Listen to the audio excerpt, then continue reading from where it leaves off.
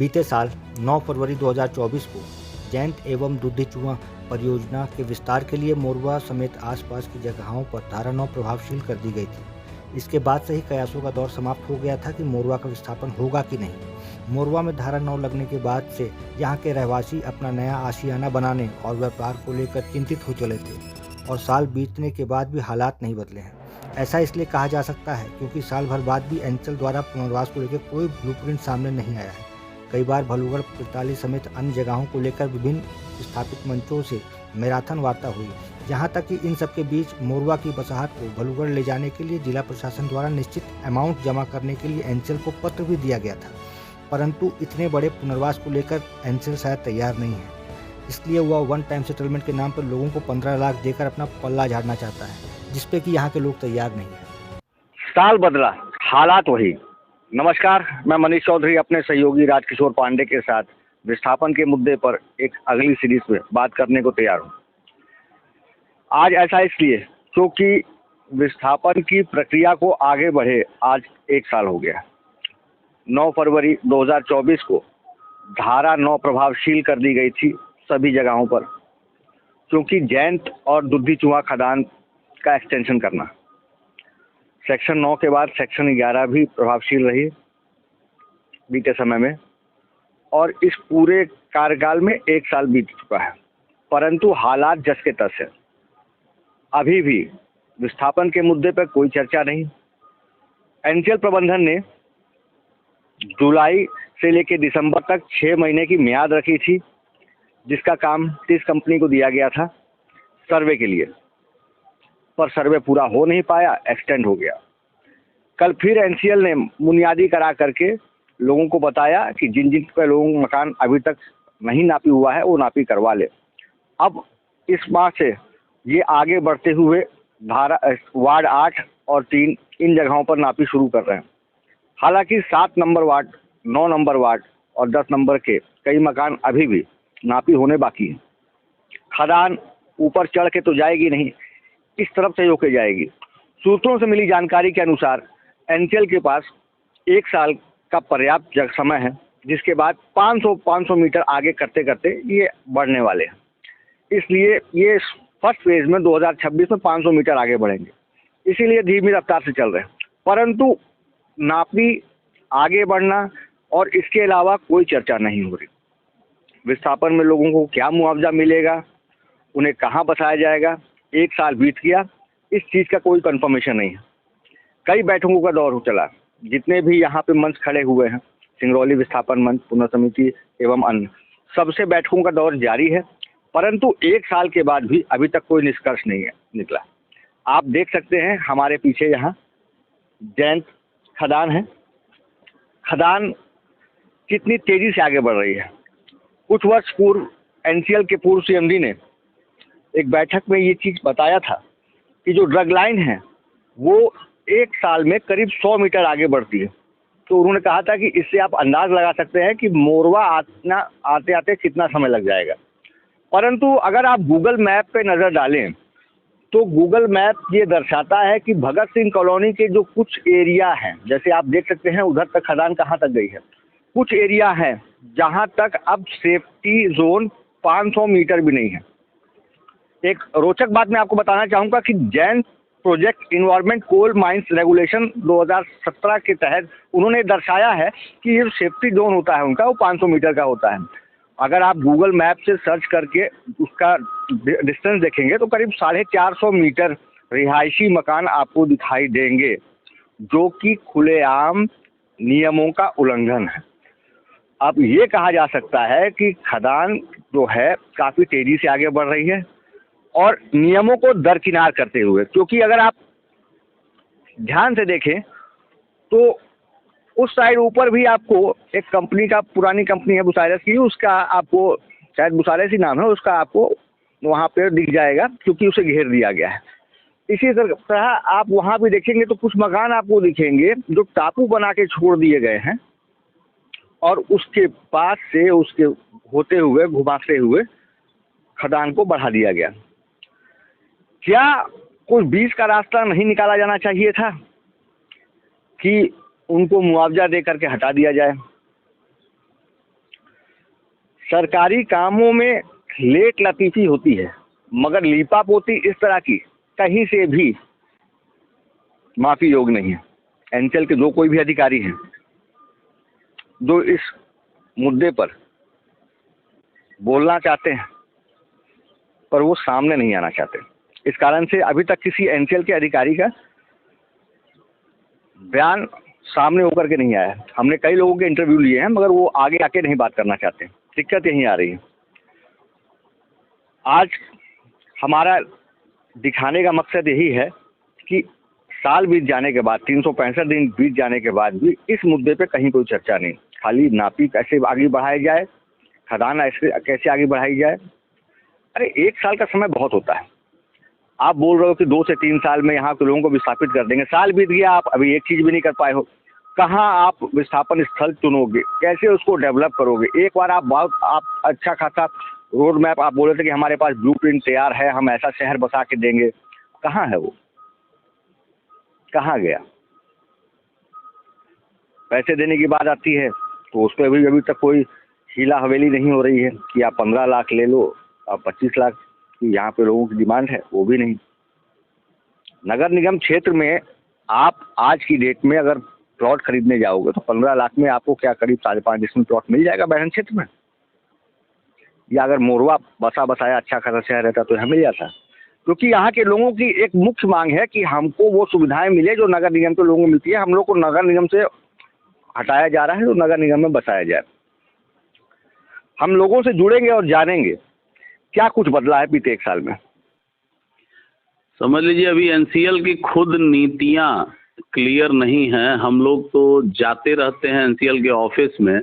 इन्होंने कहा था प्लॉट के बदले हम पैसा देंगे। हम लोगों ने 25 लाख की डिमांड की थी, इन्होंने जबरन उसे 15 लाख कर दिया, जिस पे हमारा कोई अभी तक एक्सेप्टेशन नहीं है। क्योंकि 15 लाख में 40/60 का नगर निगम क्षेत्र में कहीं भी जिले में आज के समय में अच्छे लोकेशन में प्लॉट नहीं मिल सकता है। दूसरी चीज़ इन्होंने कहा था कि कुछ जो सरकारी भूमि पे हैं या जो भूमिहीन हो रहे हैं उनको हम प्लॉट देंगे, तो उन कॉलोनियों का इनके कोई पता नहीं है।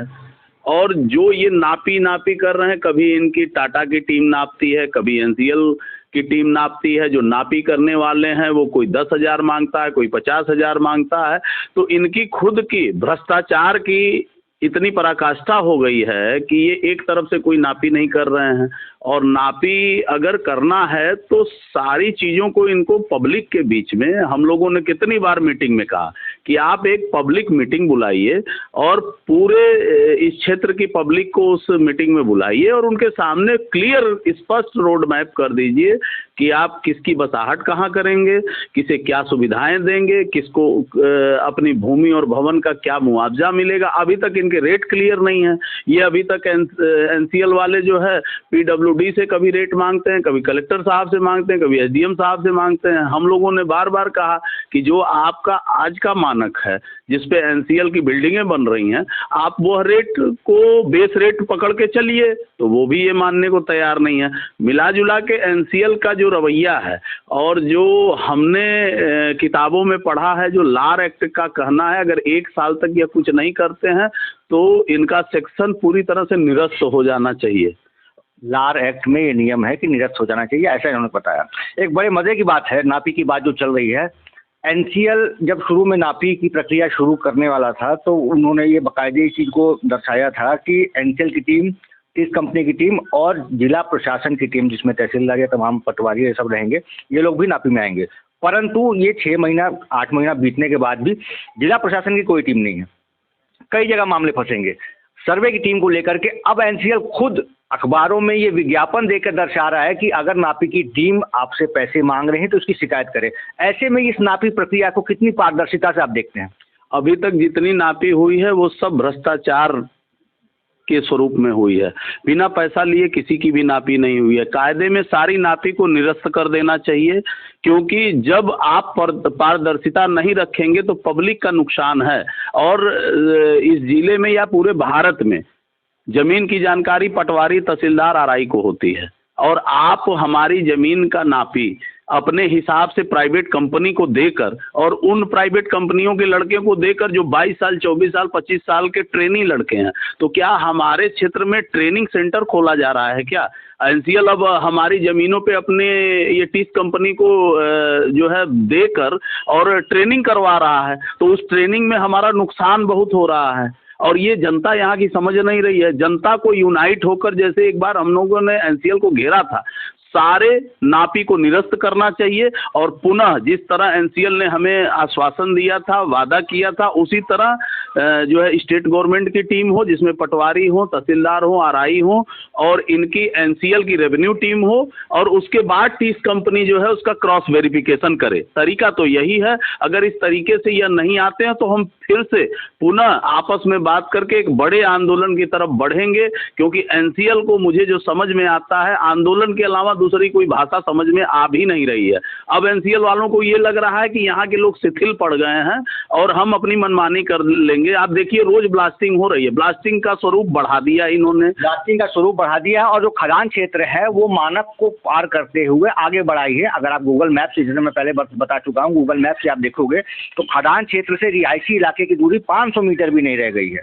450 मीटर भगत सिंह कॉलोनी में है और आसपास के जहाँ हम लोग क्षेत्र आपको दर्शा रहे हैं वहाँ भी ये मानक से आगे बढ़ के चले आए हैं, वो कर रहे हैं। इस 1 सालों में खाली नापी को लेकर के बात हुई है, नापी की एनसीएल की टीम नापी करवा रही है, उसके अलावा कुछ भी नहीं हुआ है।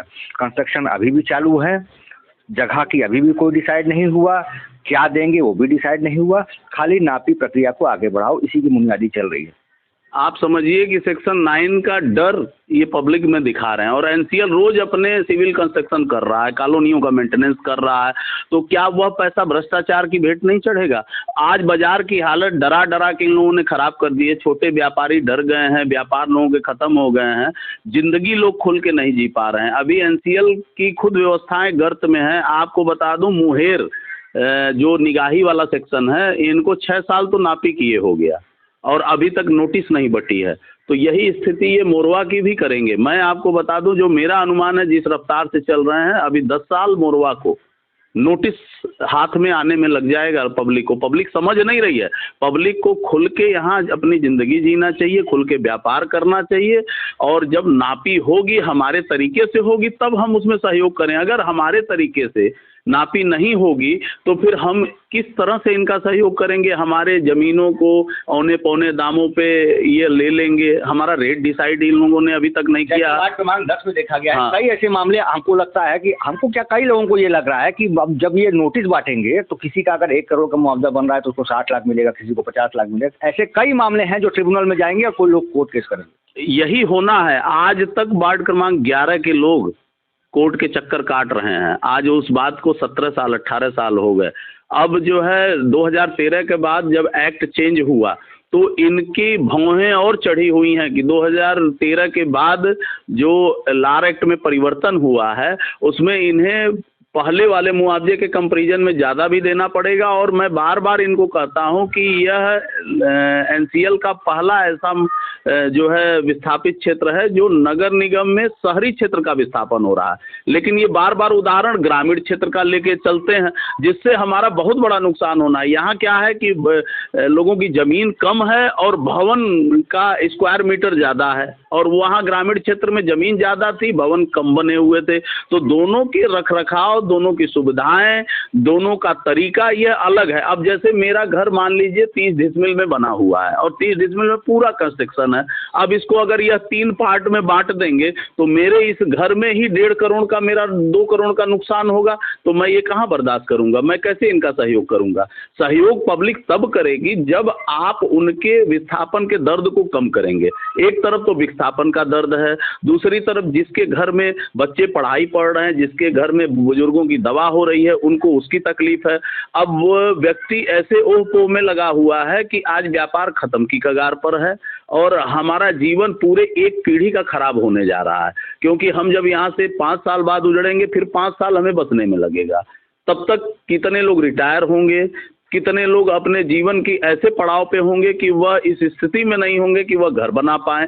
तो इन सब चीज़ों को एनसीएल दरकिनार कर रहा है। तकलीफ इस बात से हो रही है, अगर मान लीजिए कि हमारी जगह एनसीएल के ही कर्मचारी को बैठाकर देखा जाए तो उनको समझ में आएगा कि हमारी तकलीफ कितनी है। वह जब ट्रांसफ़र होते हैं 10 साल 15 साल में सिर्फ प्रोजेक्ट से प्रोजेक्ट में, तो वो 2 दिन तक तो एनसीएल ऑफिस नहीं जाते हैं। हम लोग देखते हैं एनसीएल के कर्मचारी 2-3 दिन तक ऑफिस नहीं जाते हैं, घर में बैठ के रोते हैं कि आखिर हो क्या गया। और हमारे पूरे जीवन का 3-3 पीढ़ियों से बसा हुआ यह शहर और आज एकदम समझ लीजिए कि दर्द से कराह रहा है। और इसे देखने वाला जो है यहाँ का स्टेट गवर्नमेंट और कलेक्टर साहब भी नहीं है। तकलीफ इस बात की हो रही है कि हम लोग टैक्स देते हैं, गवर्नमेंट की हर योजनाओं में सहभागी रहते हैं, गवर्नमेंट की हर पॉलिसी में सहभागी रहते हैं, जो भी गवर्नमेंट की गाइडलाइन है उसको फॉलो करते हैं। उसके बाद सरकार हमें विवश कर रही है कि हम एक बड़े आंदोलन की तरफ जाएं। इसलिए मैं आपके माध्यम से पुनः एक बार बता देता हूं कि जनता को मन बनाना पड़ेगा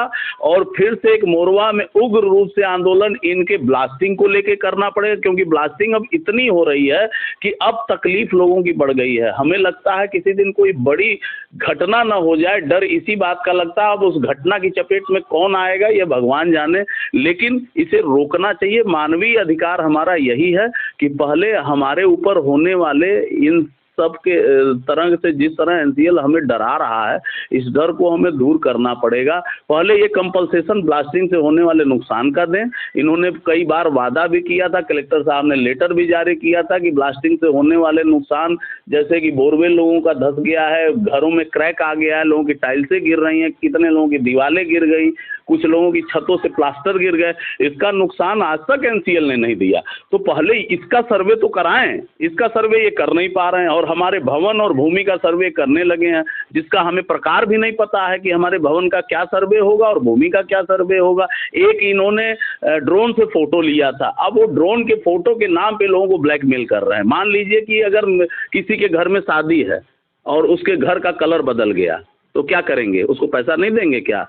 किसी का छत गिर रहा था और वो छत फिर से डलवा लिया तो क्या करेंगे, पैसा नहीं देंगे क्या? किसी का मान लीजिए शेड टूट गया था और वह दबने से बच गया और फिर वह दोबारा उसमें छत डलवा लिया तो क्या करेंगे, पैसा नहीं देंगे क्या? तो ये तो कहीं ना कहीं लोगों की अपनी जिम्मेदारियों से भगा रहे हैं और लोगों का ये मानव का जो अपना अधिकार है उसका हनन हो रहा है। तो मानवाधिकार का हनन अगर होगा तो कहीं ना कहीं ह्यूमन राइट्स को भी इसमें आना चाहिए। यहाँ पे इतनी संस्थाएं हैं, आखिर ये क्या कर रही हैं? ये सिर्फ कंबल बांटने के लिए हैं, ये सिर्फ प्रचार करने के लिए हैं? इनको आना चाहिए और एक एक घरों में जाके लोगों के दर्द को समझना चाहिए। जब तक पूरा मोरवा संगठित नहीं होगा तब तक यहाँ की किसी भी समस्या का निदान नहीं हो सकता। एक बार पुनः हमें जो है जयंत और दुधी चुहा की खदानों को बंद करके इनके ऑफिसों में जाके धरना देना पड़ेगा और वह धरना अनवरत जब चलेगा तब जाके इनकी आंखें खुलेंगी। आप सोच लीजिए, ठीक है यहाँ तो सेक्शन 9 लग गया है, मेन रोड की दशा देख लीजिए। मेन रोडों पे कार्य एनसीएल ने वादा किया था कि हम एक्सप्रेसवे को रेलवे स्टेशन तक ले जाएंगे, एक्सप्रेसवे को खींचकर यात्री होटल तक ले आएंगे, वह वादे ही रह गए। पानी तक नहीं मेन रोड पे गिर रहा है, इतनी धूल डस्ट। आज लोग मुआवजे के चक्कर में ये भूल गए हैं कि हमें सांस भी लेनी है, हमें पीने के लिए पानी भी चाहिए। ये व्यवसाय आपको मैं बता दूं, कल एमपीईबी का पोल जो है कबाड़ी ने काट लिया था। एमपीईबी के पोल ले जाने के लिए उनके पास साधन नहीं थे, मैंने अपना ट्रक भिजवाया, जेई साहब ने मुझे फ़ोन किया। तो क्या एनसीएल इसका सहयोग नहीं कर सकता है? एनसीएल के पास ट्रकें नहीं हैं। तो जब एनसीएल एमपीईबी का सहयोग नहीं कर रहा तो क्या आप सोच रहे हैं कि आम आदमी का एनसीएल सहयोग करने जाएगा? अगर इतनी घृणित मानसिकता है तो मैं इसका विरोध करता हूँ और एक बार पुनः हम लोगों को यूनाइट होकर एनसीएल को बता देना पड़ेगा कि हमारे अंदर बिखराव नहीं है। यहाँ 2-3 सभाएं और 2-3 संगठन बनाकर एनसीएल ने जो बिखराव कर दिया है वह उसकी सोच में कहीं ना कहीं गलतफहमी है। वह पूरा हमारा मोरवा का परिवार है और हमारे ऊपर जब भी कोई आपदा या दुख दर्द हुआ तो ये पूरा परिवार एक साथ खड़ा होता है। और मैं उनसे भी आह्वान करूंगा कि हर पुरानी चीज़ों को भूलकर एक बार पुनः इनके पीछे हम लोग पड़ें और इनके कार्य को जब तक बाधित नहीं करेंगे तब तक ये हमारी सुनने वाले नहीं है। ये थे राजेश जी, प्रवक्ता पुनर्स्थापित समिति के।